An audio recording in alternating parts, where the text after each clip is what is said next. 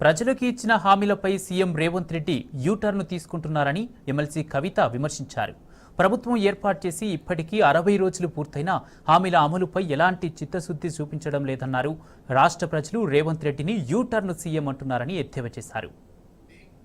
తెలంగాణ ప్రజలందరూ ముద్దుగా యూటర్న్ ముఖ్యమంత్రి అని పిలుచుకుంటున్నట్టుగా తెలుస్తా ఉన్నది. ఎందుకంటే మీరు చెప్పిన ఏ ఒక్క మాట కూడా పాటించలేదు. ప్రజా దర్బార్ పెడతామంటిరి, రోజు ప్రజల్ని కలుస్తా అంటిరి. కేసీఆర్ గడిలలో ఉన్నాడు, కలుస్తలేడు, మేము కలుస్తామంటిరి. ఒక్క రోజు కరెక్ట్గా 60 రోజులలో కేవలం ఒకే ఒక్క రోజు రేవంత్ రెడ్డి గారు ప్రజల్ని కలిసిండ్రు. ఆ తర్వాత నుండి ఇప్పటి వరకు ఆయన మళ్ళీ ఎప్పుడు కూడా మొహం చూసిందే లేదు. ఆ ప్రజాపాలన నిర్వీర్యం చేయడానికి, ప్రజా దర్బార్ నిర్వీర్యం చేయడానికి ఒక మంత్రిని ఒక రోజు కూర్చోబెట్టిండ్రు. ఆ తర్వాత నుంచి ఓన్లీ అధికారులను కూర్చోబెడుతున్నారు. ఆ తర్వాత ఏం చేసిండ్రు? రాష్ట్రంలో ఉన్న వాళ్ళంతా ఇక్కడికి వచ్చేందుకు హైదరాబాదు జిల్లాలలోనే ప్రజాపాలన పెడతామని చెప్పారు.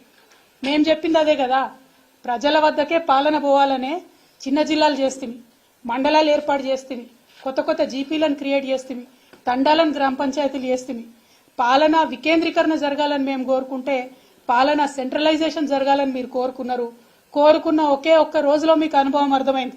కేసీఆర్ గారికి ఉన్న అపారమైన రాజకీయ అనుభవంతో ఆయన తీసుకున్న నిర్ణయాలను ఆనాడు విమర్శించిన మీరు ఇవాళ వారి బాటలోకి రావడం చాలా సంతోషం.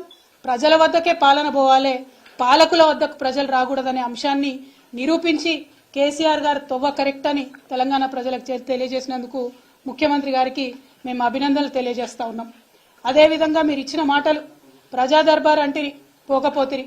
నాకు కాన్వాయ్ ఎందుకు, నాకు పెద్ద కాన్వాయ్ వద్దు, నేను సింపుల్గా పోతా, 15 కార్లు కాదు 9 కార్లే కావాలి, నేను పోతే ట్రాఫిక్ ఆపకండి అని ప్రగల్భాలు పలుకుతిరి.